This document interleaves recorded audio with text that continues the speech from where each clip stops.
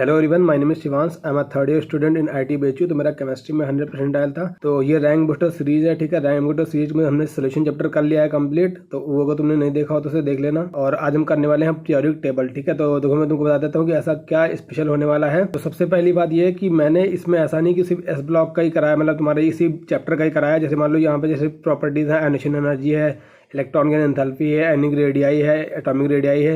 तो मैंने S block, P block, D block, F block सारे चैप्टर्स से जो जो कुछ हम पूछ सकते हैं ना, एटॉमिक रेडियाई वो सारे एक पास करा दिए हैं। सारी एनिमेशन एनर्जी मैंने सिम करा दी है, सबकी इलेक्ट्रॉन की एंथैल्पी मैंने सिम करा दी है, ठीक है। तो ताकि तुमको अलग अलग ना पढ़ना पड़े। तुम अलग अलग पढ़ते हो इसलिए भूल जाते हो। तो एक साथ में सारे याद करोगे तो क्वेश्चन आएगा, तुम आराम से कर सकते हो। और दूसरी चीज़, मैंने जहाँ जहाँ पे तुम गलती कर सकते हो मैंने वो हर एक पॉइंट बहुत ही एम्फेसाइज करके बताया कि हाँ तुम ये गलती कर सकते हो। जैसे मैंने एक पोल डाला था इलेक्ट्रॉन अफिनिटी पे, उसमें 20 लोगों ने पोल किया था, उसमें सबका आंसर गलत था, किसी ने भी सही टिक नहीं लगाया, ठीक है। तो वो ऐसा क्वेश्चन है जहाँ तुम गलती करोगे तो मुझे पता है तुम गलती कहाँ कहाँ कर सकते हो। और लेक्चर के नोट्स भी मैं तुमको दे दूंगा, ठीक है। और मैं तुमको ये बता दूंगा कि ये पॉइंट क्या है, ज़्यादा इंपॉर्टेंट है, मतलब कहाँ से मेजर क्वेश्चन आते हैं। तो तुम्हारी मर्जी, अगर तुम करना चाहो तो वहाँ से केवल वही टॉपिक कर सकते हो जो मेजर है, और तुमको करना चाहे तो पूरा अच्छे से कर सकते हो ताकि तुम फुल स्कोर कर सको, चाहे कोई भी क्वेश्चन आ जाए, ठीक है। ये पीरियोडिक टेबल का लेक्चर नंबर 5, ठीक है। बाकी और सारे ट्रेंड कर लिए, atomic radii, addition enthalpy, electron की एंथैल्पी, इलेक्ट्रॉन नेगेटिविटी। तो कुछ और इंपॉर्टेंट चीजें जो भी बच गई हैं तो वो इस लेक्चर में हम कंप्लीट करेंगे। फिर देखो एप्लीकेशन ऑफ इलेक्ट्रॉन नेगेटिविटी, ठीक है। तो इलेक्ट्रॉन नेगेटिविटी का यूज करके बहुत सारे ऐसे ट्रेंड है जो हम बताते हैं। जैसे तुम्हारा पहला आता है पोलैरिटी, ठीक है। तो कोई भी बॉन्ड होगा वो पोलर होगा कि नॉन पोलर होगा, ये हम इलेक्ट्रॉन नेगेटिविटी की हेल्प से बताते हैं। जैसे मान लो तुम्हारा ए बी, ठीक है, एक ए एलिमेंट है, बी एलिमेंट के बीच में बॉन्ड बना है। तो देखो हमारा ए एलिमेंट है, तुम्हारा बी एलिमेंट है, ठीक है। तुम अगर attraction of electron toward an atom is more than the other, मतलब एक एलिमेंट है ज्यादा इलेक्ट्रोनेगेटिव है, एक कम इलेक्ट्रोनेगेटिव है, अट्रैक्शन ऑफ इलेक्ट्रॉन की वजह से जो ज्यादा इलेक्ट्रोनेगेटिव होगा उसके टुवर्ड तुम्हारे इलेक्ट्रॉन शिफ्ट हो जाएंगे, यानी इलेक्ट्रॉन मान लो तुम्हारे इधर शिफ्ट हो गए, इसका मतलब तुम्हारा बी ज्यादा इलेक्ट्रोनेगेटिव है देन द ए। तो क्या होगा, तुम्हारे दोनों इक्वल फोर्स लगाएंगे, ठीक है। तुम्हारे सेंटर में रहेंगे इलेक्ट्रॉन, तब तुम्हारा जो बॉन्ड होगा उसको हम बोलेंगे नॉन पोलर, ठीक है। तो हमारा A does not equal to B है, ए बी है, ठीक है। बी यहाँ पे मोर इलेक्ट्रोनेगेटिव है तो इसके जो इलेक्ट्रॉन्स होंगे इस डायरेक्शन में शिफ्ट हो जाएंगे, ठीक है। तो तुम्हारा more attraction of electron to the B, इसलिए क्या होगा, नॉन पोलर होगा। और ए मोनो टाइप है या फिर बी टाइप है, यानी सेम टाइप ऑफ एटम है, तब भी तुम्हारा पोलैरिटी हो सकती है। यहाँ है दोनों सेम टाइप के हैं, सेम टाइप के हैं, ठीक है। तो यहाँ तो नॉन पोलर बॉन्ड है। बट यहाँ देखो तुम्हारा क्या है, ये sp2 हाइब्रिडाइज कार्बन है, ये sp3 हाइब्रिडाइज कार्बन है। तो यहाँ भी क्या हो जाएगा, पोलर बॉन्ड हो जाएगा। तुमको पता है कि sp2 की इलेक्ट्रॉन नेगेटिविटी ग्रेटर होती है देन द sp3, तो यहाँ पे तब भी पोलैरिटी आ सकती है, ठीक है। तो सेम टाइप ऑफ एटम में भी पोलैरिटी हो सकती है, बट वो कार्बन कंपाउंड्स में होगा, बाकी किसी में नहीं। उसके बाद तुम्हारा है breaking of a bond in the polar medium, ठीक है। Bond breaks that will be the more polar, more difference in the electronegativity, मतलब वो बॉन्ड ब्रेक होता है जहां पे तुम्हारा difference in the electronegativity more होता है। सिंपल सी बात समझो, अगर किसी भी कंपाउंड में OH होता है, ठीक है, तो वो कोई जरूरी नहीं है कि वो OH होगा। कभी कभी तुम देखते हो कि वो H+ देता है, कभी कभी देखते हो कि OH- देता है। तुमको कैसे पता लगेगा कि कब वो H+ दे रहा है, कब वो OH- दे रहा है?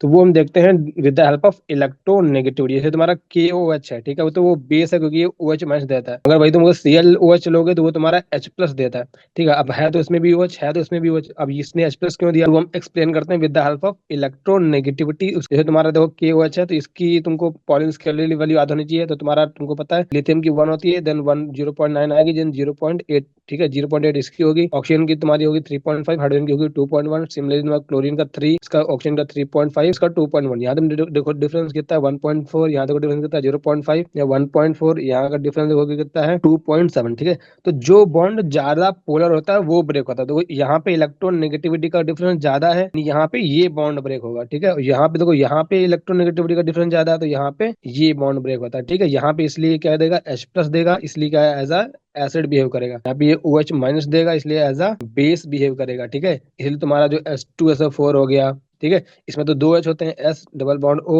OH double bond O। या तो देखो दो OH है, मगर यहाँ पे ये OH- नहीं देता, ये H+ देता है, क्योंकि तुम्हारा जो इलेक्ट्रॉन नेगेटिविटी का डिफरेंस होगा between the S and O कम होगा as compare to O and H, ठीक है। तो इससे पता चलता है कि तुम्हारा एसिड होगा कि बेस होगा। सिमिलरली तुम्हारा फॉस्फोरिक एसिड होता है, ठीक है, जो भी तुम्हारे ऑक्सो एसिड और फॉस्फोरस होते हैं वो सारे के सारे क्या होते हैं, एसिड होते हैं। तो आई थिंक अब तुम बता सकते हो कि कोई भी एसिड होगा या बेस होगा। अब हम पढ़ेंगे नेचर ऑफ ऑक्साइड, ठीक है। तो ये PYQs में बहुत ज्यादा इसके क्वेश्चन पूछे जाते हैं। जब तुम ब्लॉक केमिस्ट्री पढ़ोगे तो हर एक हमारा जो ग्रुप वाइज है तो उसमें तुम देखोगे कि वहाँ पे उनकी नेचर ऑफ ऑक्साइड बता रखे हैं, ठीक है। तो वो मैंने सारे इसी चैप्टर में करा दिए ताकि तुमको अलग अलग ना पढ़ना पड़े, तुमको सारे याद रहे, ठीक है। इस पे क्वेश्चन भी बहुत ज्यादा पूछे जाते हैं। तुमको पता तुमको पेट्रोलियम क्या होता है, मेटल होते हैं, नॉन मेटल होते हैं, मेटोलाइट्स होते हैं। तो जनरल बात करें तो मेटल की ऑक्साइड क्या होती है, बेसिक होती है, जो तुम अभी तक 9th क्लास तक 10th क्लास तक पढ़ते आए हो। नॉन मेटल की ऑक्साइड क्या होती है, एसिडिक नेचर की होती है, ठीक है। और मेटलॉइड की बोल सकते हैं कि एम्फोटेरिक होती है, ठीक है। बट ऐसा जरूरी नहीं है हमेशा। तो मेटल की ऑक्साइड बेसिक भी हो सकती है, एसिडिक भी हो सकती है और एम्फोटेरिक भी हो सकती है। नॉन मेटल की ऑक्साइड या तो एसिडिक होंगी या तो तुमको क्या देखने को मिलेगा, न्यूट्रल। और तुम्हारे मेटलॉइड्स की ऑक्साइड जो तुमको या तो एसिडिक देखने को मिलेगी या तो तुमको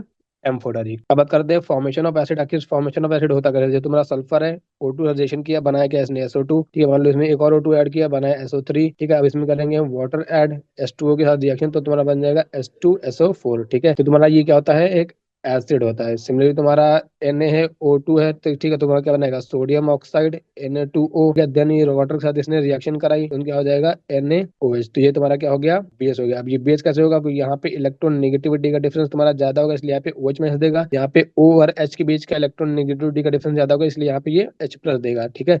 तो तुम्हारा ऐसा समझ लो, तुम्हारा ये मान लो MOH है, ठीक है। अगर इसकी इलेक्ट्रॉन नेगेटिविटी हाई होगी तो तुम्हारा ये वाला बॉन्ड टूटेगा, इसकी इलेक्ट्रॉन नेगेटिविटी कम होगी तो ये वाला बॉन्ड टूटेगा। तो इसकी इलेक्ट्रॉन नेगेटिविटी हाई कब होगी, मेटल एम की, तो तुम्हारे नॉन मेटल्स होंगे। इसलिए तुम्हारी नॉन मेटल की ऑक्साइड क्या होती है, एसिडिक नेचर की होती है, और मेटल की ऑक्साइड क्या होती है, बेसिक नेचर की होती है, ठीक है। अब आते हैं एम्फोटेरिक नेचर ऑफ ऑक्साइड। तो तुम्हारे कुछ ऐसे कंपाउंड होते हैं जो तुम्हारे एम्फोटेरिक नेचर शो करते हैं। एम्फोटेरिक मतलब वो एज एसिड भी बिहेव करते हैं, एज अ बेस भी बिहेव करते हैं। ये तुम्हारा एल्युमिनियम हो गया, ठीक है। तो Al2O3 है, इसकी रिएक्शन उन्होंने कराई HCl के साथ में, तो ये बना AlCl3 प्लस वाटर, ठीक है। तो कोई तुम्हारा ये क्या हो गया, ये एसिड है, बना सॉल्ट प्लस वाटर। तुमको पता है एसिड प्लस बेस रिएक्ट करते हैं तो सॉल्ट प्लस वाटर मिलता है, न्यूट्रलाइजेशन रिएक्शन जो तुम क्लास 10 में पढ़ते हो। यहाँ पे जब ये एसिड था, इसने सॉल्ट वाटर बनाया, इसका मतलब ये कैसे एक्ट कर रहा होगा, एज अ बेस। अब इस रिएक्शन में देखो, तुम्हारा इसने रिएक्शन कराई है NaOH से, तब भी ये सॉल्ट बना, प्लस ये वाटर बना, तब भी ये सॉल्ट वाटर दे रहा है, ये तो बेस है। तो इसका मतलब यहाँ पे ये कैसे एक्ट कर रहा होगा, एज अ एसिड, ठीक है। तो ये तुम्हारा क्या हो गया, amphoteric nature of oxide. Amphoteric nature मतलब जो as a acid as a base both type act करता है, ठीक है। तो ये लिखा है oxide that react with acid and base both, oxide that show the both acidic and basic nature are known as amphoteric oxides. देखो nature of oxide की बात करें तो अगर मेटल्स की बात करें तो ये बात उनको मैंने पहले बता चुका हूँ, ठीक है, कि जो मेटल्स होंगे वो क्या होंगे, बेसिक होंगे या तो एसिडिक होंगे या तो तुम्हारे एम्फोटेरिक होंगे, ठीक है। तो एम्फोटेरिक कौन कौन से होते हैं वो तुमको मैं अलग से याद करा दूंगा। और एसिड बेस वाले तुम निकाल सकते हो ऐसे कि जो मेटल्स होंगे वो +1 +2 और +3 वाले बेसिक होते हैं, ठीक है। और +5 +6 +7 वाले क्या होते हैं, एसिडिक होते हैं। नहीं तुम्हारे नॉन मेटल्स क्या होते हैं, सारे के सारे एसिडिक होते हैं, बस कुछ न्यूट्रल होते हैं। न्यूट्रल वाले हमको याद रखते हैं। तो न्यूट्रल तुम्हारी कौन कौन सी होती है, NO CO और N2, यानी बाकी सारी क्या होंगी, एसिडिक होंगी, ठीक है। आगे मैंने सारा करा रखा है, एग्जाम्पल दे रखे हैं, ठीक है। तो मेटोलाइट्स वाली तो एसिडिक होती है या तो एम्फोटेरिक होती है। तो एम्फोटेरिक वाले हम सारे भी याद कर लेंगे, एसिड बेस वाले तुम आराम से उनको पहचान सकते हो, ठीक है। तो ग्रुप वाइज देखते हैं। तो अगर ग्रुप 1 और ग्रुप 2 की बात करें तो ग्रुप 1 तुम्हारा क्या होता है, उसमें क्या होगी, आउटरमोस्ट वाले में 1 इलेक्ट्रॉन होता है, यानी +1 ऑक्सीजन स्टेट होंगे, तो सारे के सारे क्या होंगे, बेसिक होंगे, ठीक है भाई। अगर ग्रुप 2 की बात करें तो सब में +2 होगा, तो सारे के सारे क्या होंगे, बेसिक होंगे। बट यहाँ पे एक एक्सेप्शन है, एक यहाँ पे एक्सेप्शन है तुम्हारा एम्फोटेरिक। एक्सेप्शन है बल्कि एक एम्फोटेरिक होता है जो कि तुम्हारा होता है BeO, बेरिलियम ऑक्साइड, ठीक है। ये क्या होता है, एम्फोटेरिक, ठीक है। तो ग्रुप 2 से सिर्फ एक एम्फोटेरिक हमको मिलता है। कहते हैं डी ब्लॉक एलिमेंट की बात करें, ऑक्सीडेशन स्टेट अगर +1 +2 +3 की बात करें वो बेसिक नेचर के होते हैं। और एम्फोटेरिक की बात करें तो अभी बता दूंगा कौन कौन से होते हैं, +5 +6 +7 वाले क्या होते हैं, एसिडिक होते हैं, ठीक है। तो देखो ट्रेंड की बात करें इन द एसिडिक कैरेक्टर, जो तुम्हारा MnO है ये MnO2 है, ये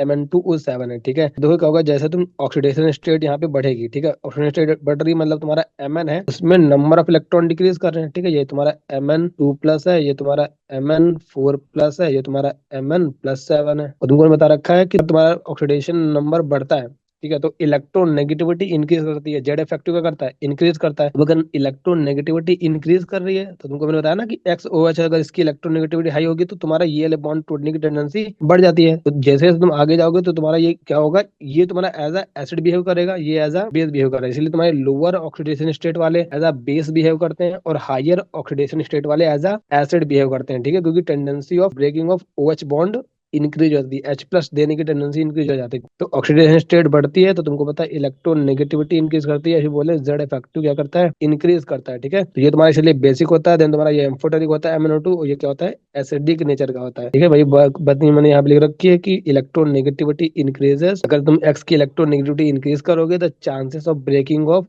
OH बॉन्ड इंक्रीजेस, यानी H प्लस का लिबरेशन की टेंडेंसी इंक्रीज कर जाएगी, इसीलिए एसिडिक कैरेक्टर क्या कर जाएगा, इंक्रीज कर जाएगा। ठीक है, तो हायर ऑक्सीडेशन स्टेट वाले इसीलिए क्या हो जाते हैं, हायर इलेक्ट्रोनेगेटिविटी हो जाती है, इसीलिए एसिडिक कैरेक्टर इंक्रीज करता है। तो मतलब अगर तुमसे पूछेगी if we increase the oxidation number of an element how its acidic character will be varied. So if we increase the oxidation number of an element, acidic character increases. ठीक है, बहुत अच्छे से इस बात को ध्यान रखना है, इस पे तुमको क्वेश्चन मिल सकता है, तो ये बात बहुत अच्छे से ध्यान रखना। ठीक है, ये बहुत ही इंपॉर्टेंट है। सिमिलरली तुम्हारा देखो CRO है, यहाँ पे +2 में है, Cr2O3 यहाँ +3 में हमारा, यहाँ Cr2O6 है, तो यहाँ पे +6 क्रोमियम की ऑक्सीडेशन स्टेट है। तो ये तुम्हारा बेसिक होता है, Cr2O3 तुम्हारा एम्फोटेरिक होता है, और तुम्हारा Cr2O6 क्या होता है, एसिडिक नेचर का होता है। एसिडिक कैरेक्टर क्या कर रहा है, इंक्रीज कर रहा है, यानी electron negativity is directly proportional to acidic character. ठीक है, यही बोले कि इलेक्ट्रॉन नेगेटिविटी अगर एसिडिक कैरेक्टर बढ़ रहा है तो मतलब बेसिक कैरेक्टर क्या कर रहा होगा, डिक्रीज कर रहा होगा, inversely proportional to basic character. ठीक है, ये बहुत ही इंपॉर्टेंट बात है। अब अगर बात करें तो डी ब्लॉक में कौन कौन से एम्फोटेरिक वाले होते हैं। ठीक है, बेसिक वाले तुम कैसे देखोगे, +1 +2 +3, और एसिडिक वाले क्या होंगे, +5 +6 +7। और तुमको अलग से कौन कौन से ध्यान रखने हैं, तुमको पता है ZnO, MnO2 तुमको मैंने अभी बता ही दिया है, MnO2 एम्फोटेरिक होता है। ठीक है, बीच में आता है ना ये +2 से स्टेट वेरी करती है Mn की, क्योंकि ये कॉन्फ्यूजन क्या होती है, 4s2 3d5, ये तुम्हारा यदि 2 इलेक्ट्रॉन अगर डोनेट कर देगा तो +2 बनेगा, ये सारे इलेक्ट्रॉन हमने डोनेट कर देगा तो +7 बनेगा, इसलिए इसकी ऑक्सीडेशन स्टेट +2 से +7 वेरी करती है। ठीक है, तो तुम्हारा जो +2 वाला होगा वो तुम्हारा बेसिक होगा, तो तुम्हारा +4 वाला क्या होगा, एम्फोटेरिक नेचर का होगा। ठीक है, सिमिलरली तुम्हारा क्रोमियम है, क्रोमियम की कॉन्फ्यूजन क्या होती है, 4s1 3d5, ये +2 से लेके +6 तक वेरी कर सकता है। तो इसका जो होता है +3 वाला जो होता है Cr2O3। ठीक है, यहाँ पे क्या है, क्रोमियम किसमें है, +3 ऑक्सीडेशन स्टेट में क्या होता है, एम्फोटेरिक होता है। और तुम्हारा V2O5 क्या होता है, एम्फोटेरिक होता है। ये NCERT में DNA ब्लॉक में लिखा है, ये बहुत अच्छे से ध्यान रखना, तुमको डायरेक्ट इस पे क्वेश्चन मिल जाएगा, 5 सेकंड का क्वेश्चन होता है। ठीक है, अगर तुमको याद होगा तो तुरंत क्वेश्चन को कर जाओगे, नहीं तो छूट जाएगा क्वेश्चन। और ZnO तो अगर तुमने 10th क्लास में पढ़ा होगा तो तुम्हारा तुमको याद ही रहता है, एल्युमिनियम और जिंक एम्फोटेरिक ऑक्साइड होते हैं, तुम क्लास 10 में पढ़ते हैं। ये तो तुम्हारे S ब्लॉक वाले होंगे, D ब्लॉक वाले होंगे, अब आते हैं P ब्लॉक पे। तो सबसे पहले देखते हैं कि तुम्हारा एसिडिक कैरेक्टर कैसे वेरी करता है। तो तुमको पता है डाउन द ग्रुप तुम्हारा क्या होता है, इलेक्ट्रॉन नेगेटिविटी डिक्रीज करती है। ठीक है, इलेक्ट्रॉन नेगेटिविटी डिक्रीज करेगी, यानी एसिडिक कैरेक्टर क्या करेगा, डिक्रीज करेगा। यही बोले कि बेसिक कैरेक्टर क्या करेगा, इंक्रीज करेगा। और अगर तुम लेफ्ट टू राइट जाओगे अलोंग द पीरियड तो तुम्हारा इलेक्ट्रॉन नेगेटिविटी क्या करती है, इंक्रीज करती है, यानी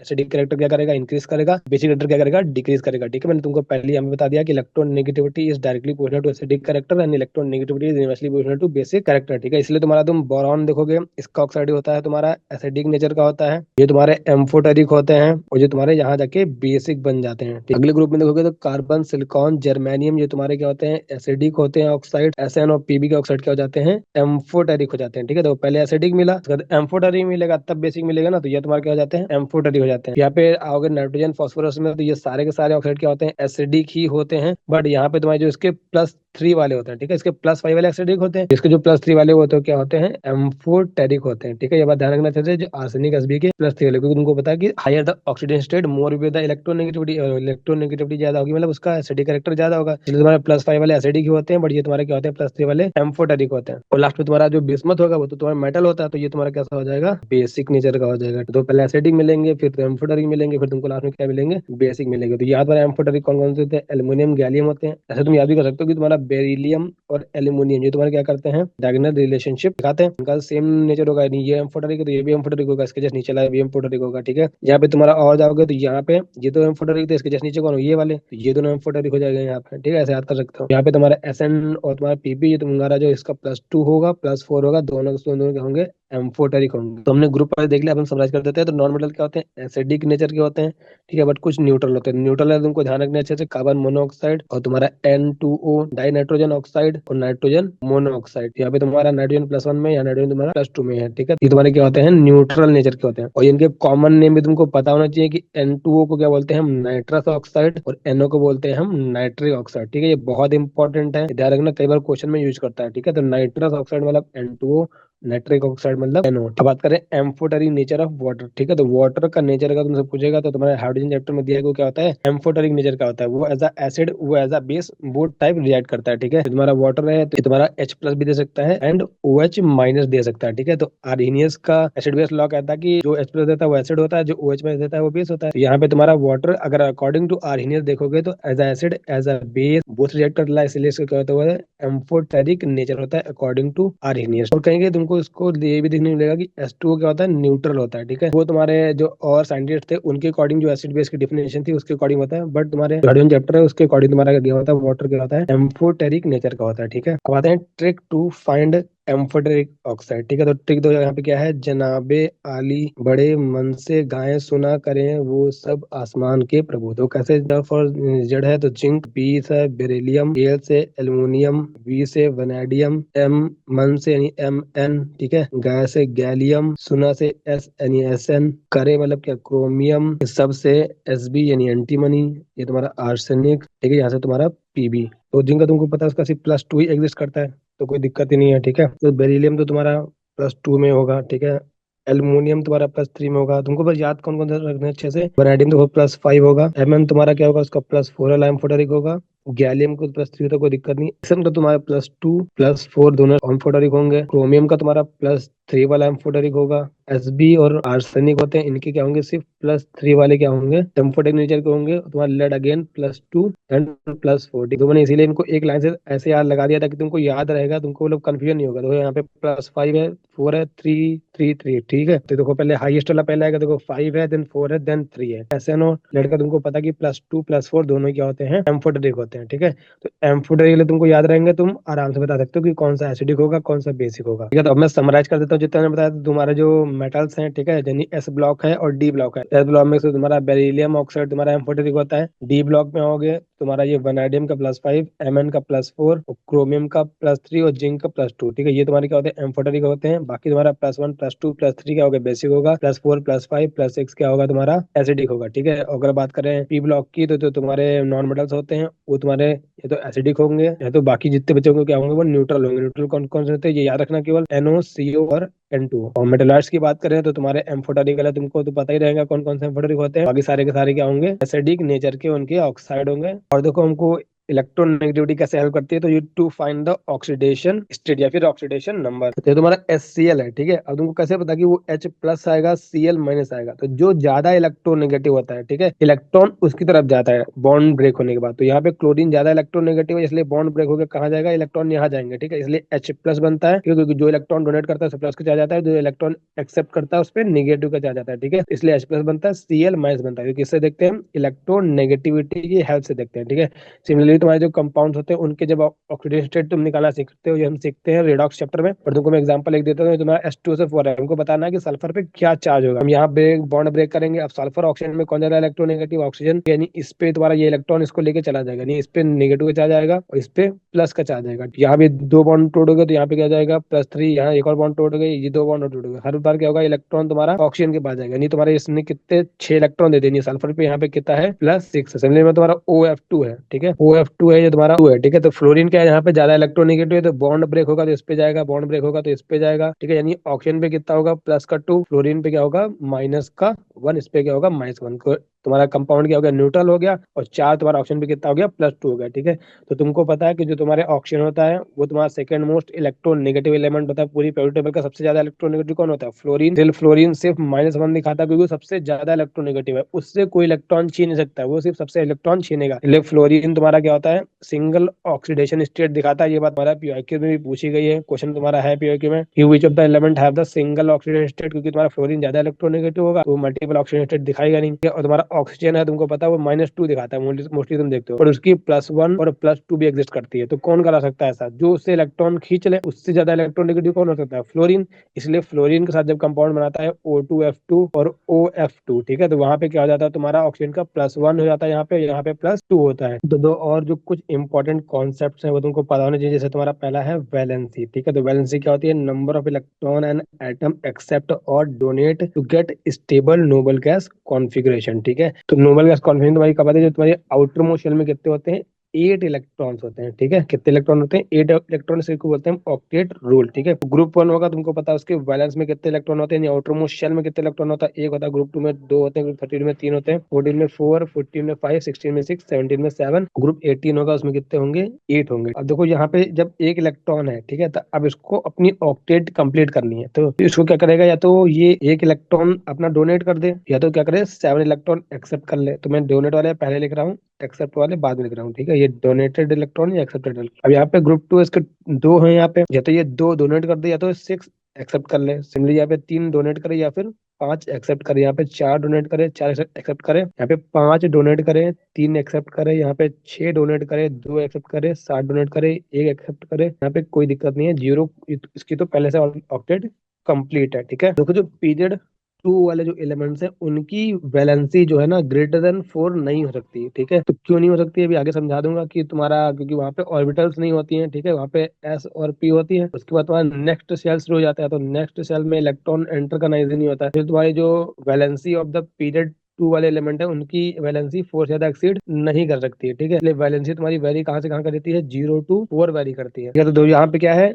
एक इलेक्ट्रॉन या तो डोनेट करे या तो 7 एक्सेप्ट करे, ठीक है। तो जो इजी होता है वो करेगा, ठीक है। तो यहाँ पे एक इलेक्ट्रॉन को डोनेट करना ज्यादा इजी है एज कम्पेयर टू 7 इलेक्ट्रॉन को एक्सेप्ट करना, ठीक है। वो एक्सेप्ट कर भी नहीं पाएगा, इतनी एनर्जी नहीं होगी कि वो उतना ज्यादा इफेक्टिव नहीं होगा उसको होल्ड करके रख पाए, ठीक है। तो जो इजी होता है, जो काम कम होता है वो हम करते हैं, ठीक है। यहाँ पे क्या करेगा, ये 1 डोनेट करेगा, ठीक है, इसलिए वैलेंसी 1 होगी। यहाँ पे 2 डोनेट करेगा इसलिए वैलेंसी 2 होगी। यहाँ पे 3 डोनेट करेगा तो वैलेंसी 3 होगी। यहाँ पे 4 डोनेट करे एक्सेप्ट करे, वैलेंसी 4 आने वाली है। अब यहाँ पे देखो, यहाँ पे 5 डोनेट करे या 3 एक्सेप्ट करे, तो 3 एक्सेप्ट करना ज्यादा इजी है एज कम्पेयर टू 5 डोनेट करना। डोनेट करने के लिए तुमको था I1 I2 I3 I4 I5, तो कितना ज्यादा एनर्जी देना पड़ेगा 5 इलेक्ट्रॉन्स को निकालने में, ठीक है। इसलिए इजी क्या होगा कि वो 3 इलेक्ट्रॉन एक्सेप्ट कर ले, ठीक है। इसलिए यहाँ पे क्या करेगा, 3 एक्सेप्ट करेगा, उसको ऑक्टेट कंप्लीट हो जाएगा, इसलिए 3 एक्सेप्ट करेगा, इसलिए वैलेंसी क्या हो जाएगी 3, वैलेंसी 2, वैलेंसी 1 एंड वैलेंसी क्या होगी इसकी 0। तो देखो जो इनके जो वैलेंस है तो ये रहेंगे, बट इनके वैलेंस 5 भी पॉसिबल है, 6 भी पॉसिबल है, 7 भी पॉसिबल है, बट ये तब पॉसिबल है जब क्या होगा, तुम्हारे period number 3, period number 4, period number 5 इनके एलिमेंट होंगे। पीरियड नंबर 2 के एलिमेंट्स के लिए पॉसिबल नहीं है क्योंकि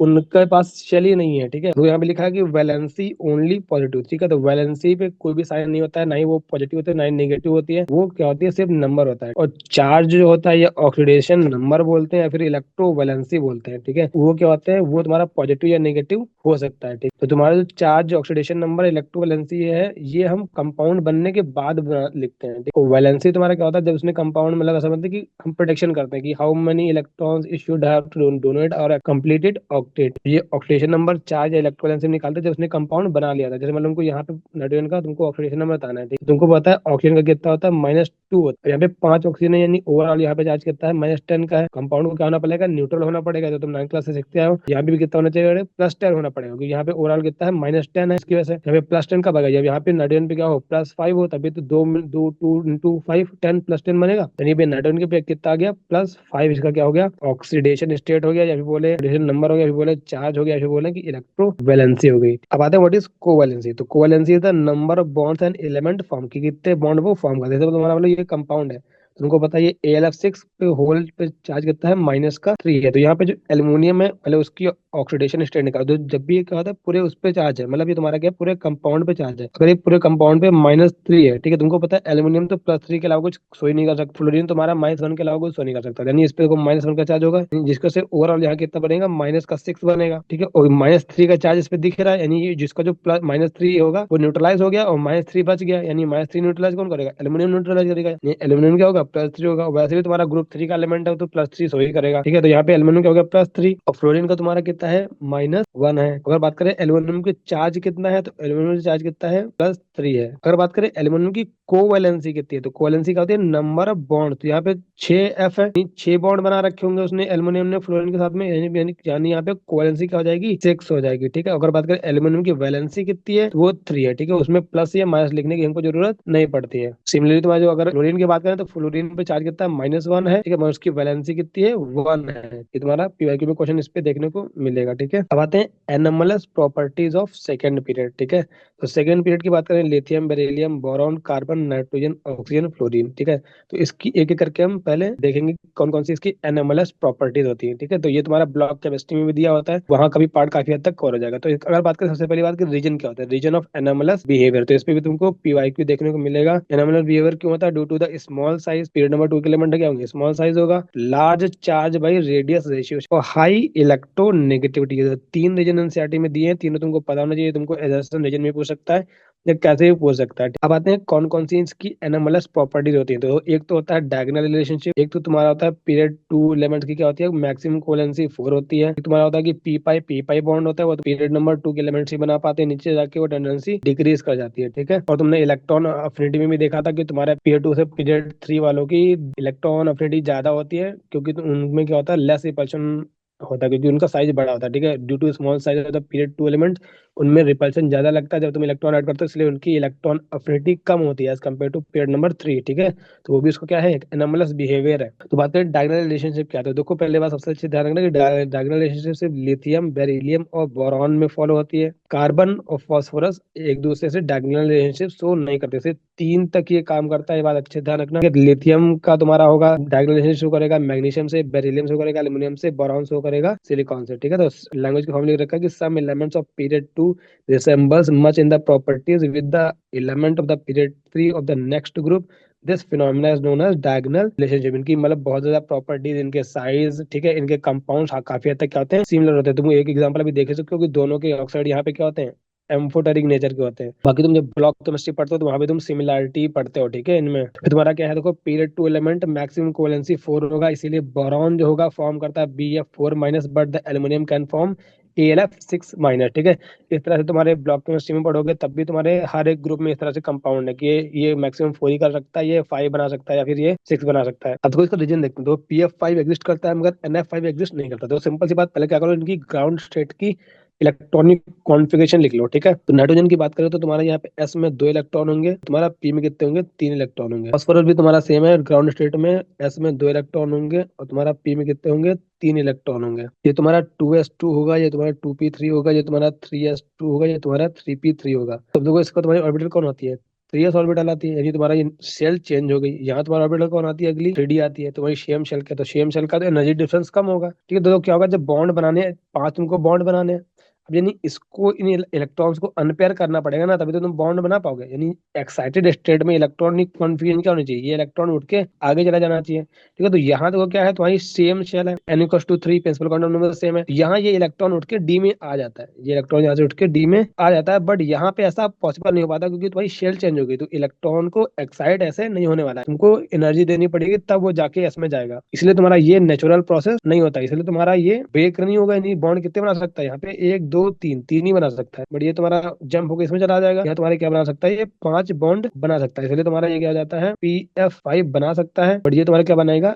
NF3 बनाएगा, ठीक है। इसकी मैक्सिमम कोवेलेंसी से क्या हो सकती है, 4 हो सकती है, यानी 4 से ज्यादा बॉन्ड वो नहीं बना सकते हैं, ठीक है। तो इसलिए तो वो BF4 माइनस बन गया, तुम्हारा NH4 प्लस बनता है, ठीक है। तो अब तुमको पता लग गया कि तुम्हारी मैक्सिमम कोवेलेंसी पीरियड नंबर 2 की 4 क्यों होती है, ठीक है।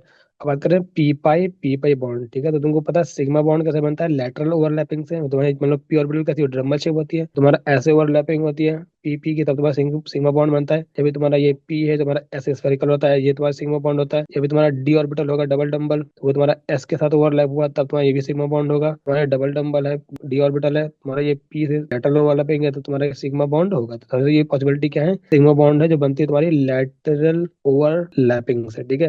वही बात करेंगे पाई बॉन्ड की, तो पाई बॉन्ड बनता है तुम्हारा side way overlapping. Chemical bonding में पढ़ते हो तो तुम्हारा क्या होता है, यदि पी ऑर्बिटल कैसे करती है, ऐसे करती है, ठीक है। ये तो इसको बोलते हैं साइड वे ओवरलैपिंग, तो ये बनता है पाई बॉन्ड। तो देखो क्या होता है ना, जैसे जैसे डाउन द ग्रुप जाओगे, ये पी ऑर्बिटल्स क्या होती जाएंगी, बड़ी होते जाएंगी, एटम तुम्हारा क्या हो जाएगा, बड़ा हो जाएगा। तो तुम्हारा ये इफेक्टिव ओवरलैपिंग नहीं हो पाएगी, स्मॉल होगा तो तुम्हारा इफेक्टिव ओवरलैपिंग हो जाएगा।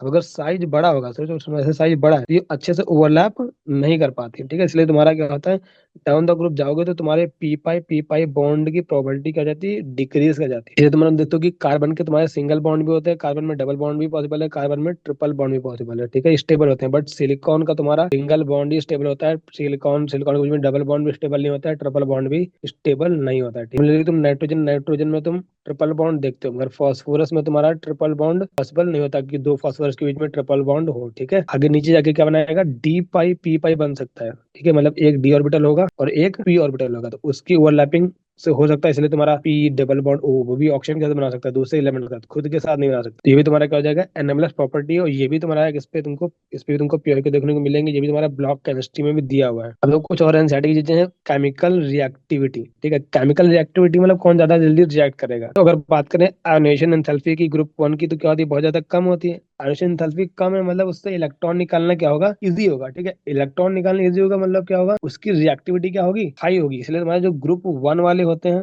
वो क्या होते हैं, हाईली रिएक्टिव होते हैं। सिमिलरली अगर तुम जाओगे ग्रुप नंबर 17 में, तो उनकी क्या होती है, इलेक्ट्रॉन एफिनिटी बहुत ज्यादा हाई होती है। ठीक है, मतलब वो इलेक्ट्रॉन बहुत इजीली चाहते हैं कि इलेक्ट्रॉन जल्दी से ले ले ताकि नोबेल कॉन्फिगरेशन बनाए। ठीक है, तो एनर्जी बहुत ज्यादा इसलिए रिलीज करते हैं, तो इसीलिए उनकी भी रिएक्टिविटी क्या होती है, हाई होती है। यानी तुम अगर ध्यान से देखोगे तुम्हारी रिएक्टिविटी स्टार्टिंग में हाई होगी, देन मिडिल में जाके कम होती जाएगी, देन एंड में जाके फिर से हाई हो जाती है। ठीक है, तो तुम्हारा पीओक्यू में स्टेटमेंट उसने पूछा था कि reactivity gradually increases from left to right, तो ग्रेजुअली इंक्रीज नहीं करती है, पहले हाई होती है फिर बीच में जाके कम जाती है, देन एंड में जाके फिर से हाई हो जाती है। अगर पूछे डाउन द ग्रुप रिएक्टिविटी पे क्या इफेक्ट पड़ेगा, तो वही लिखा आगे, तो this led to the chemical reactivity highest at the left and right extreme end lowest in the centre. ठीक है, तो बहुत अच्छे ध्यान रखना, इस पे तुमको क्वेश्चन देखने को मिल सकता है। फिर देखो क्या लिखा हुआ है, chemical reactivity down the group. अगर तुमसे पूछा कि what will be the order of the chemical reactivity when we go along the group, तो अगर एस ब्लॉक की बात करें, तो एस ब्लॉक में हम हाई रिएक्टिविटी क्यों है, आयोनाइजेशन एनर्जी की वजह से, मतलब जितना जल्दी इजिली इलेक्ट्रॉन निकाल देगा। तो एस ब्लॉक में क्या होता है, तुम्हारा जो आयोनाइजेशन एनर्जी है डाउन द ग्रुप जाने में क्या करती है, डिक्रीज करती है। आयोनाइजेशन एनर्जी जब डिक्रीज करती है तो मतलब tendency to remove the electron क्या करता है, इंक्रीज कर देता है, यानी रिएक्टिविटी क्या करेगी, यहाँ पे इंक्रीज करेगी। ठीक है,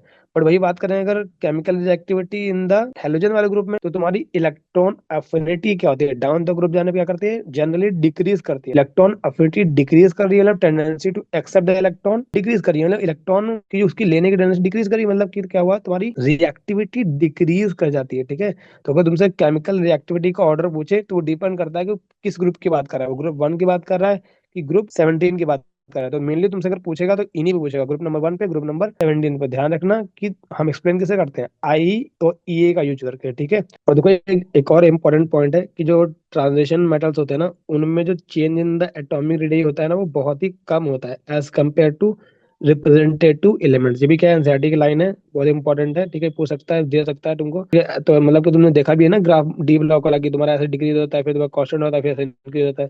तो इनमें काफी तुमने देखा होगा ग्राफ में ज्यादा डिफरेंस नहीं है। तुम एस ब्लॉक और पी ब्लॉक का देखोगे तो ऐसे ग्राफ देखने को मिलता है। ठीक है, मतलब काफी। तो वही यहाँ पे लिखा कि ट्रांजिशन मेटल में change in the atomic radius is much less as compare to the representative element. तुमको बता रखा है कि एनसीईआरटी में बता रखा है, रिप्रेजेंटेटिव एलिमेंट किसको बोलते हैं, एस ब्लॉक और पी ब्लॉक एलिमेंट को बोलते हैं हम रिप्रेजेंटेटिव एलिमेंट। ठीक है, एनसीईआरटी की लाइन है, फिर लिखा है I in the intermediate between the those of S and P. ठीक है, तो डी ब्लॉक का जो आयोनाइजेशन एंथैल्पी होता है ना, between the S and P होगा, क्योंकि तुमको पता है अलोंग द जब पीरियड जाते हैं तो आयोनाइजेशन एनर्जी क्या करती है, इंक्रीज करती है। तो इनकी लोएस्ट होती है, इनकी हाईएस्ट होती है, तो इनकी क्या होगी, बीच में होगी। तो फिर एक बहुत इंपॉर्टेंट इफेक्ट है इनर्ट पेयर इफेक्ट। ठीक है, तो इनर्ट पेयर इफेक्ट क्या होता है, तो तुमको पता है जो एस इलेक्ट्रॉन्स होंगे वो ज्यादा पेनिट्रेट करते हैं। तुमको पहले बता चुका हूँ, पेनिट्रेशन पावर ऑफ एस ज्यादा होती है, मतलब क्या होता है, ज्यादा क्लोज टू द न्यूक्लियस होते हैं। तो तुम्हारे जो एस इलेक्ट्रॉन करते थे ना, वो n-1 डी वाले इलेक्ट्रॉन को पेनिट्रेट कर जाते हैं, इसलिए क्या हो जाते हैं, वो क्लोजर टू द न्यूक्लियस होते हैं। ठीक है, this results in the less availability of NH2 electron pairs for the bonding, यानी क्या बन जाते हैं, वो इनर्ट बन जाते हैं। मतलब this effect is known as inert pair effect. अब देखो इसको अच्छे से समझो, तुम्हारा 4s है, मान लो 3D है, तुम्हारा यहाँ पे 4p है। ठीक है, अंदर होगी, तो इधर नहीं, जेड इफेक्टिव क्या होता है, जेड इफेक्टिव इतना ज्यादा बढ़ जाता है। ठीक है, due to the poor shielding of DNF, तो DNF की पोर शील्डिंग से जेड इफेक्टिव बढ़ जाता है, इसीलिए तुम्हारा ये फोर्स ज्यादा लगता है। तो ये क्या होता है, इनर्ट हो जाते हैं, मतलब इतनी ये इलेक्ट्रॉन अपने अनपेयर नहीं करता, इसलिए बॉन्ड का फॉर्मेशन नहीं करता है। ठीक है, तो इसलिए तुम्हारा जो ये इफेक्ट कहाँ देखने को मिलता है, ग्रुप नंबर 13 में, ग्रुप नंबर 14 में, ग्रुप नंबर 15 में। तुमको पार्ट 1 से बताता चला रहा हूँ। ठीक है, तो ये स्टार्ट कहाँ से होगा, जब n ग्रेटर देन 4 होगा, क्योंकि उसके बाद डी ब्लॉक शुरू होता है ना। तो देखो इस चीज का मतलब ये है कि तुम्हारा यहाँ पे बोरॉन है, देन तुम्हारा एल्यूमिनियम है, देन तुम्हारा गैलियम है, तुम्हारा इंडियम है, देन तुम्हारा थैलियम है। ठीक, तो इसके पहले तो तुम्हारी डी ब्लॉक होती नहीं, डी ब्लॉक यहाँ शुरू होता है। ठीक है, इसमें डी ब्लॉक आता है, यहाँ पे एफ ब्लॉक का इन्वॉल्वमेंट आता है। यहाँ पे डी ब्लॉक का इन्वॉल्वमेंट आएगा, यानी इनर्ट पेयर इफेक्ट यहाँ से n इक्वल टू या ग्रेटर देन 4 से देखने को मिलेगा। ठीक है, तो यहाँ पे क्या होता है, डी ब्लॉक का इन्वॉल्वमेंट आता है due to poor shielding of D, तो तुम्हारे NS वाले इलेक्ट्रॉन होंगे उन पे ज्यादा फोर्स लगेगा। ठीक है, इसलिए क्या हो जाएंगे, वो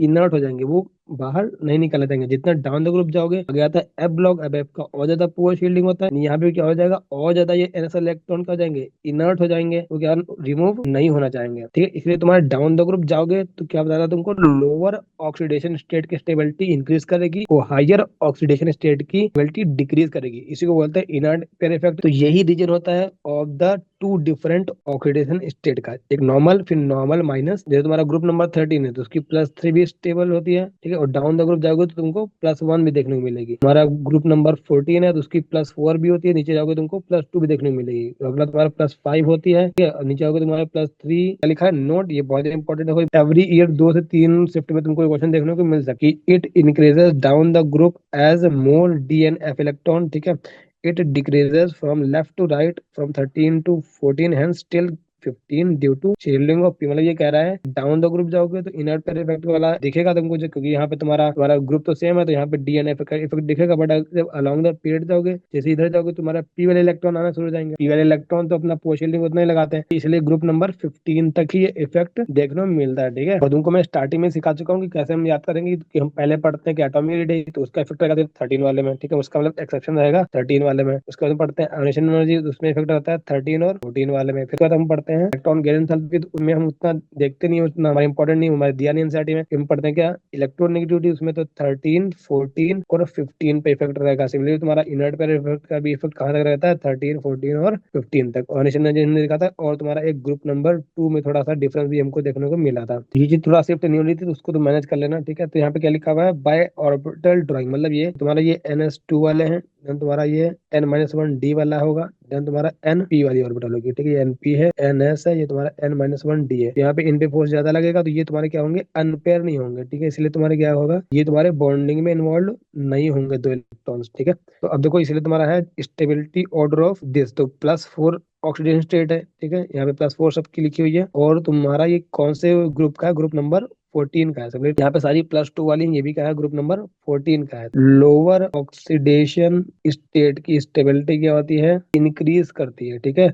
और जो हायर ऑक्सीडेशन स्टेट की स्टेबिलिटी क्या करती है, वो क्या करती है, डिक्रीज करती है। ये बात का तुमको ध्यान रखना है, इसी से सारे क्वेश्चन हो जाएंगे। तो यहाँ पे तुम्हारा +2 की स्टेबिलिटी क्या करेगी, इंक्रीज करेगी, और यहाँ पे +4 की स्टेबिलिटी क्या करेगी, डाउन द ग्रुप जाने पे डिक्रीज करेगी, ठीक है। इसकी हेल्प से हम ऑक्सीडाइजिंग एजेंट और रिड्यूसिंग एजेंट भी बताते हैं, ठीक है। तो जो नेक्स्ट लेक्चर होने वाला है ना, वो हम करेंगे पी ब्लॉक पे, ठीक है। पी ब्लॉक पे जितने भी ट्रेंड है, तो हमने जितने पढ़ लिए, आयोनाइजेशन एनर्जी पढ़ा, हमने एटॉमिक रेडियस पढ़ा, इलेक्ट्रॉन गैलेन सल्फेट पढ़ा, इलेक्ट्रॉन नेगेटिविटी पढ़ा, और हमने पढ़ा नेचर बॉक्स। के अलावा जितने भी तुम्हारे बचे हुए जितने भी तुम्हारे ट्रेंड्स हैं, वो हम एक ही लेक्चर में करने वाले हैं। नेक्स्ट वहां देखेंगे जो E0 सेल होती है, जैसे हम रिड्यूसिंग एजेंट या फिर ऑक्सीडाइजिंग एजेंट बनाते हैं, तो वो चीज भी यहाँ पे ये चीज हेल्प करती है, ठीक है, अंडरस्टैंड करने के लिए फिनोमेना। तुमको मैं एग्जांपल दे देता हूँ, जैसे तुम्हारे एनसीईआरटी में लिखा हुआ है कि जो Tl+3 होता है, वो एक अच्छा ऑक्सीडाइजिंग एजेंट होता है, ठीक है। तो ये क्यों लिखा हुआ है, तो Tl+3 क्या होगा, स्टेबल नहीं होता, Tl का +1 स्टेबल होता है, यानी ये Tl3+ से Tl1+ में जाना चाहेगा, ठीक है। यानी खुद ही होगा रिड्यूस, दूसरे को करेगा क्या, ऑक्सीडाइज। तो ये रिड्यूस होना चाहता है ना खुद, इसलिए क्या होगा, अच्छा ऑक्सीडाइजिंग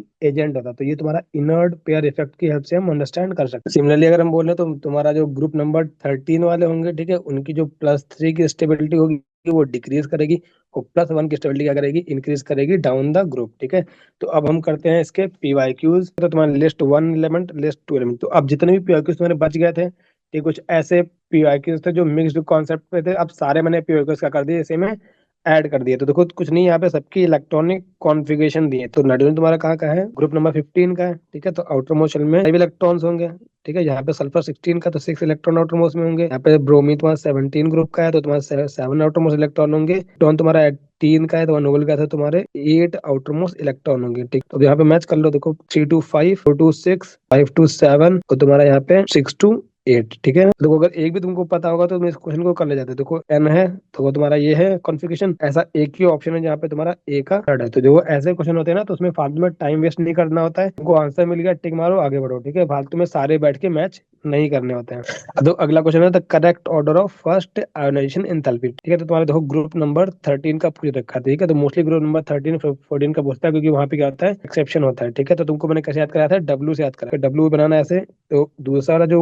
V होगा वो कहाँ जाएगा, नीचे जाएगा, ये यहाँ तक जाएगा, ठीक। बोरॉन यहाँ पे आता है, एल्युमिनियम, ठीक है, यहाँ पे गैलियम, इंडियम, और तुम्हारा ये थैलियम। जो एल्युमिनियम और गैलियम क्या होता है, अप्रोक्स में सिमिलर होता है, ठीक। यानी बोरॉन सबसे ज्यादा होगा, देन तुम्हारा आएगा थैलियम, देन तुम्हारा आएगा gallium, then similar to aluminium, ये भी बोल सकते हैं ग्रेटर देन तुम्हारा आएगा एंड में इंडियम, ठीक है। तो देखो तुम्हारा करेक्ट ऑर्डर कौन सा, बोरॉन, एल्युमिनियम, गैलियम, गलत है ये, ठीक है। एल्युमिनियम, गैलियम, थैलियम गलत है, थैलियम, गैलियम, एल्युमिनियम, ये सही है, ठीक है। यहाँ भी देखो क्या है, गैलियम, एल्युमिनियम, बोरॉन, ये क्या है, गलत है, ठीक है। तो बी क्या हो गया, इसका आंसर हो गया। अगला क्वेश्चन है, इन the group 13 the stability of +1 oxidation state increase down the group. तो बिल्कुल सही बात है कि तुमको इनर्ट पेयर इफेक्ट ये दिखा है कि जो तुम्हारा ग्रुप नंबर है उसकी जो हाईएस्ट ऑक्सीडेशन नंबर पॉसिबल है उसकी स्टेबिलिटी डिक्रीज करती है, उसे जो -2 करके जाएगा उसकी स्टेबिलिटी इंक्रीज करती है। तो ग्रुप 13 का आउटर मोशन में 3 इलेक्ट्रॉन होते हैं, इसकी हाईएस्ट पॉसिबिलिटी क्या होती है +3 की स्टेबिलिटी डिक्रीज करेगी और +1 की स्टेबिलिटी क्या करेगी, इंक्रीज करती है। तो इन the group 13 stability of +1 oxidation state increase down the group, तो ये तुम्हारा ट्रू हो गया। तुम्हारा atomic size of gallium is greater than that of aluminium, ठीक है। तो तुमको एटॉमिक रेडियस का तुमको ट्रेंड पता होना चाहिए। क्या होता है तुम्हारा बोरॉन, ठीक है, देन तुम्हारा उससे बड़ा होता है एल्यूमिनियम, देन तुम्हारा गैलियम, ठीक है। बट यहाँ पे क्या होता है एक्सेप्शन, जो तुम्हारा एल्यूमिनियम होता है वो उसका साइज ग्रेटर होता है देन द गैलियम, ठीक है। तो वही बोल रखा है, वो बोल रखा है कि the atomic size of the gallium is greater than that of aluminium, तो क्या है, फॉल्स है, ठीक है। पहला स्टेटमेंट करेक्ट है but the second statement is incorrect, इसका बी क्या होगा, आंसर होगा। फिर तुम्हारा अगला क्वेश्चन है the oxidation state of an element in a particular compound is the charge acquired by the atom on the basis of the electron gain enthalpy consideration from the other atom in the molecule. बोला कि जो oxidation state होती है किसी भी element की, वो हम उसका इलेक्ट्रॉन गेन एंथैल्पी देख के जाते हैं, तो बिल्कुल गलत बात है।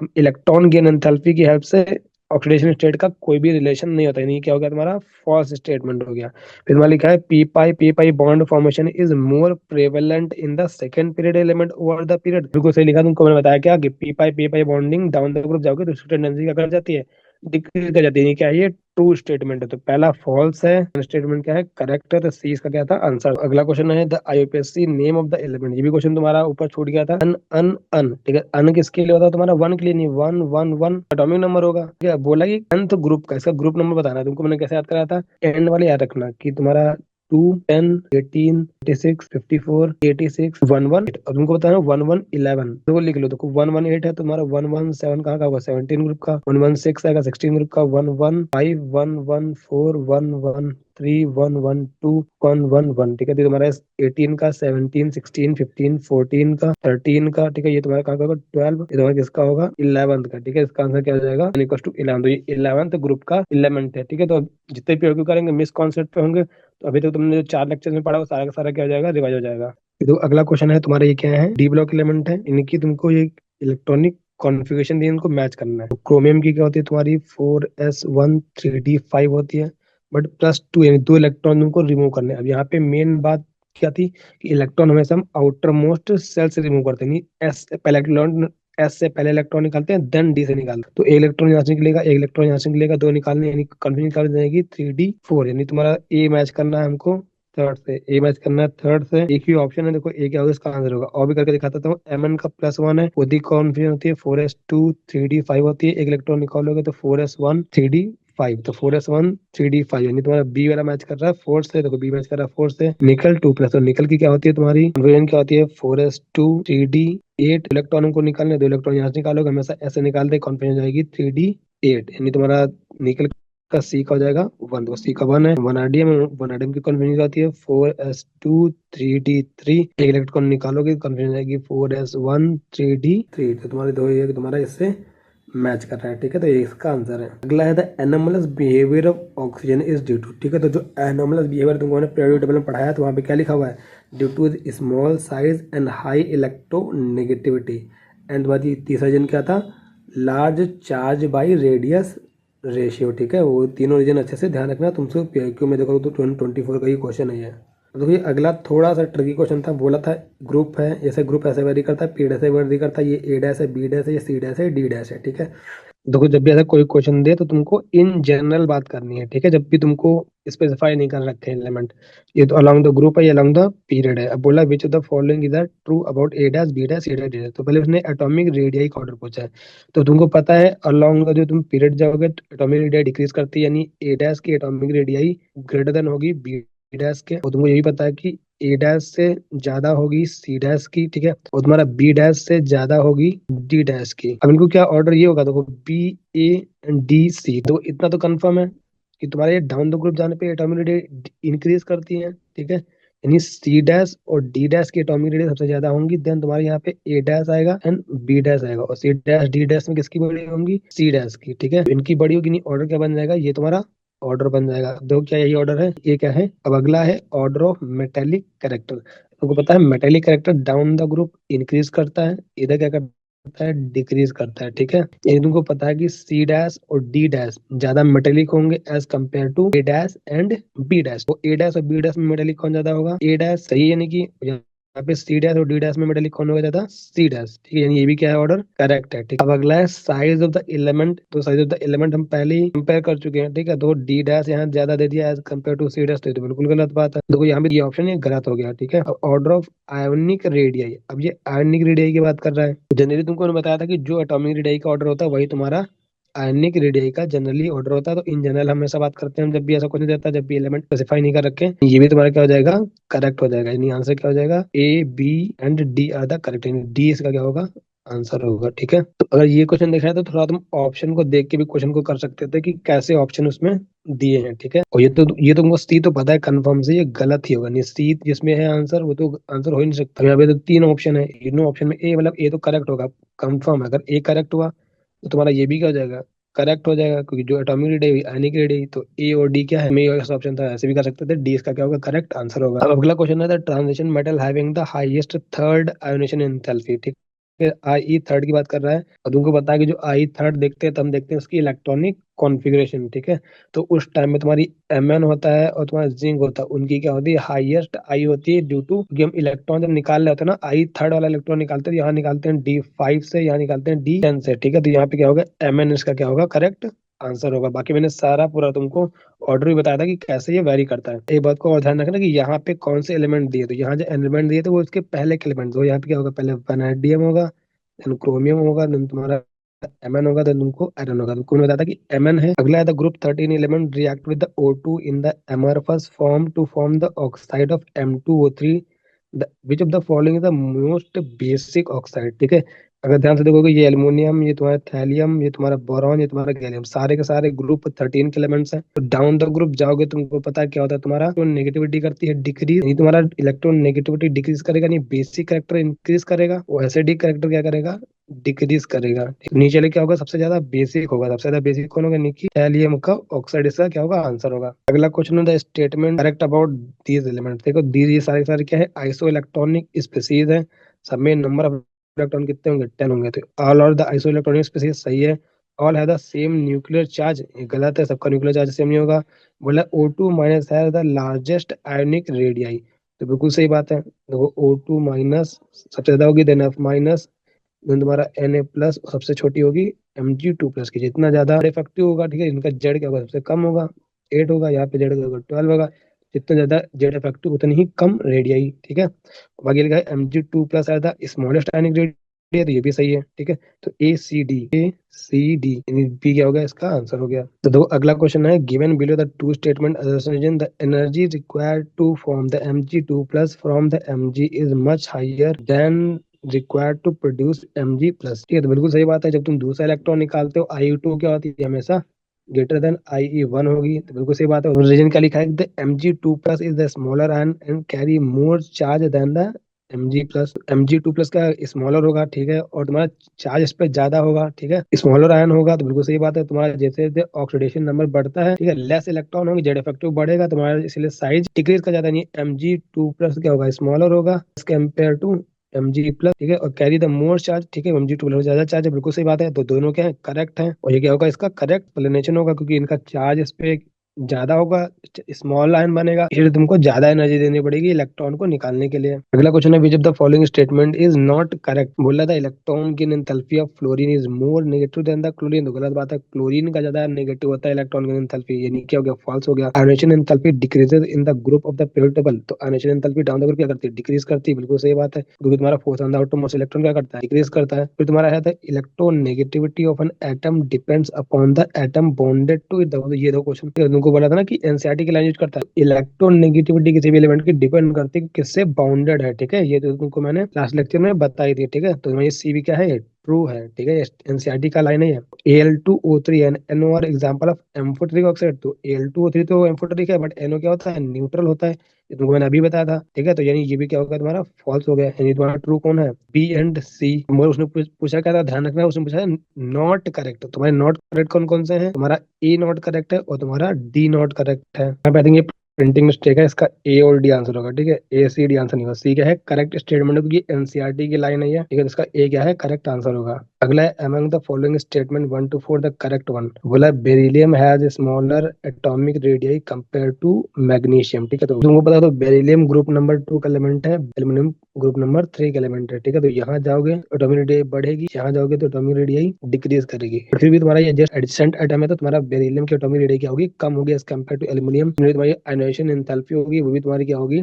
बेरिलियम की ज्यादा होगी, क्योंकि यहाँ जाओगे डिक्रीज करेगी, यहाँ जाओगे इंक्रीज करेगी। बट एडजेसेंट एटम है तो उतना इंक्रीज नहीं होगा कि इससे ज्यादा हो जाए। ठीक है, यानी beryllium has smaller atomic radius to magnesium, correct है। ठीक है, beryllium has higher ionization enthalpy than aluminium, ये भी क्या है, करेक्ट है। तो चार्ज बाय रेडिएशन का क्या होता है, अप्रॉक्स में सिमिलर होता है, जो तुम पढ़ते हो। ठीक है, यानी क्या हो गया, फॉल्स हो गया। तो ये जो तुम्हारा क्या है, एनसीईआरटी का स्टेटमेंट है, both beryllium and aluminium for the mainly covalent compound. ये स्टेटमेंट क्या है, सही है कि बेरिलियम एंड एल्यूमिनियम क्या करते हैं, मेनली कोवलेंट कंपाउंड फॉर्म करते हैं। तुम्हारी सिमिलरिटी में तुम पढ़ते हो। ठीक है, यानी क्या है, ये ट्रू है। ये तुम्हारा आंसर क्या हो जाएगा, ये इसका आंसर हो जाएगा। तो अगला क्वेश्चन है, the following statement consider the element in the periodic table which of the following is true। मतलब for the group 15 elements the stability of the plus 5 oxidation state increases down the group। तो ये गलत statement है। Group 15 की highest oxidation state क्या हो सकती है, प्लस 5। वो हाईएस्ट ऑक्सीडेशन स्टेट की स्टेबिलिटी क्या करती है, डिक्रीज करती है, और लोअर वाले की इंक्रीज करती है। क्या है, ये फॉल्स स्टेटमेंट है। हो जाता है which of the following is true. ठीक है, फिर element of the group 16 have the lower ionization enthalpy value as compare to those of 3 in the corresponding period. तो ये क्या है, करेक्ट स्टेटमेंट है कि तुम्हारी जो होती है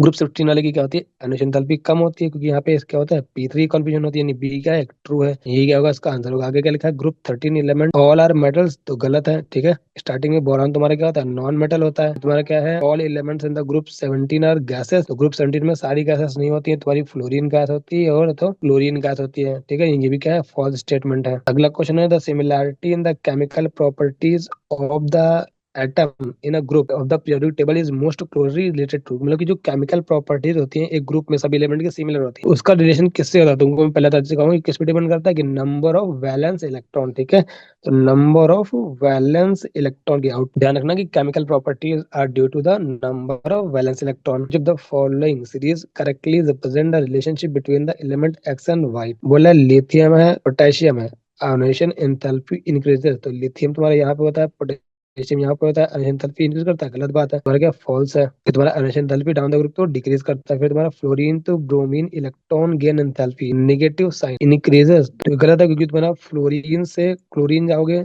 तो पहले तुम्हारा डिक्रीज आएगा विद साइन देखोगे, देन तुम्हारा फ्लोरीन से ब्रोमीन तुम्हारा क्या आएगा, इंक्रीज आएगा। जनरल ट्रेंड होता नहीं है। ठीक है, यहाँ पे तुम्हारा पीरियड नंबर 3 वालों की इलेक्ट्रॉन की एंथैल्पी ज्यादा नेगेटिव होती है as compare to period number 2। अगला क्या है, carbon and germanium atomic radius increase करती है। ठीक है, तो यहाँ पे कोई दिक्कत नहीं, कोई भी एक्सेप्शन नहीं होता ग्रुप नंबर 14 में। तो तुम्हारा ये क्या है, सही स्टेटमेंट है। फिर तुम्हारा क्या है, argon to xenon noble character increases, तो ये गलत स्टेटमेंट है। डाउन द ग्रुप जाने पे नोबल कैरेक्टर डिक्रीज करता है। ठीक है, तुमको इसलिए बताया कि तुम्हारा जेनॉन और तुम्हारे ऑन के कंपाउंड एग्जिस्ट करते हैं, वही तुम्हारा हीलियम, नियॉन, एर्गॉन इनके कंपाउंड एग्जिस्ट नहीं करते। इनके भी क्या है, फॉल्स स्टेटमेंट है। अगला है, the electron affinity of chlorine is 3.7 electric volt. बोला 1 gram of chlorine is completely converted into chlorine minus ion. ठीक है, और बोला एनर्जी कितना रिलीज हो। ये बहुत अच्छा क्वेश्चन था। मतलब कि देखो, उसने बोला कि एक इलेक्ट्रॉन ऐड करोगे तो 3.7 इलेक्ट्रिक वोल्ट एनर्जी रिलीज होगी। ठीक है, एक इलेक्ट्रॉन ऐड करने पे। अब उसने बोला कि 1 gram of chlorine is completely convert, 1 gram chlorine को तुमने कन्वर्ट किया, तब बताओ कितनी एनर्जी रिलीज होगी। मैंने क्या करो, नंबर ऑफ मोल्स निकाल लो। नंबर ऑफ मोल्स कितने होंगे, 1/35.5। ये क्या हो जाएगा, number of moles of chlorine. इतने क्लोरीन में कितने क्लोरीन के आइटम होंगे, तो 1/35.5 इतने मोल है इंटू Na। ये क्या हो जाएंगे, इतने एटम्स हो जाएंगे 1 ग्राम में। अगर एक क्लोरीन एटम से इतना एनर्जी रिलीज करता है, तो इतने एटम से कितना रिलीज करेगा, 1/35.5 into Na into 3.7 electric volt. Answer देखो तुमको देना है किलो कैलोरी में। देखो उसने क्वेश्चन में बता दिया था खुद कि तुम्हारा 1 electric volt equal to 23.06 kilocalorie per mole होता है। ठीक है, तो ये बात का ध्यान रखो। तो यहाँ पे क्या था, पर मोल है, इसका मतलब क्या, इधर 1 मोल तुम्हारा होगा, उसकी एनर्जी होगी 23.06 किलो कैलोरी। यानी Na अगर तुम्हारे एटम होगी तो उसकी एनर्जी इसके इक्वल होगी। ठीक है, यहाँ पे एनएल एटम यहाँ से हट जाएगा। ठीक है, इलेक्ट्रिक वोल्ट कन्वर्ट हो जाएगा इसमें तुम्हारा, यानी क्या हो जाएगा 1/35.5 इंटू 23.06 इंटू तुम्हारा ये 3.7। ठीक है, अब देखो तुम सोचो अगर इसको कैलकुलेशन कितनी गंदी करनी पड़ेगी, तो उसको करने की भी जरूरत नहीं थी। अगर तुम ध्यान से देखो, ये 35.5 है, 3.7 है, इसका एक डेसिमल वहां शिफ्ट कर लो। तुम एक डेसिमल यहाँ शिफ्ट करोगे, तुम्हारा क्या होगा, नीचे 10 से हो जाएगा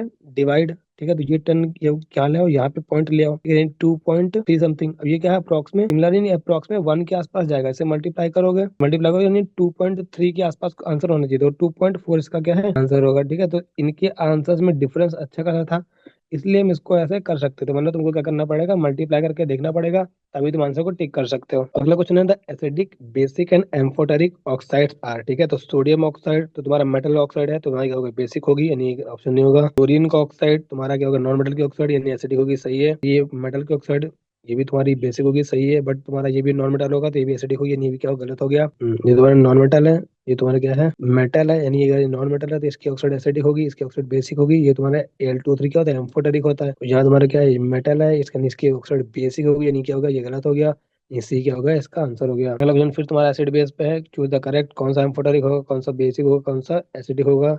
तो ये नॉन मेटल की ऑक्साइड है, तो क्या होगी, एसिडिक होगी। ठीक है, N2 तुमको बता चुका हूँ न्यूट्रल होती है, Al2O3 क्या होती है, एम्फोटेरिक होती है, ये तुम्हारी क्या हो जाएगी, बेसिक हो जाएगी। ठीक है, तो आंसर क्या हो जाएगा, ए का फोर्थ मैच कराना है, तो ए का फोर्थ मैच हो गया। बी का सेकंड ही मैच कराना है, तो बी का सेकंड नहीं, बी क्या हो जाएगा, इसका आंसर हो जाएगा। अगला क्वेश्चन है, which the following oxide is the acidic in nature. कौन सा ऐसा पेयर है जो एसिडिक होगा, तो एसिडिक ऑक्साइड कौन होती है, नॉन मेटल की ऑक्साइड। तो मेटल है, ठीक है, ये तुम्हारे यहाँ पे बोरॉन तुम्हारा क्या नॉन मेटल है, सिलिकॉन भी तुम्हारा नॉन मेटल है। यहाँ तुम देखोगे बैरियम क्या होता है, मेटल होता है। या तुम देखोगे कैल्शियम क्या होता है, मेटल होता है। नहीं, बी क्या हो गया, इसका आंसर हो गया। तो अगला क्वेश्चन आता है, 3 element X Y Z are in the third period of the periodic table. ठीक है, ये थर्ड पीरियड के एलिमेंट है।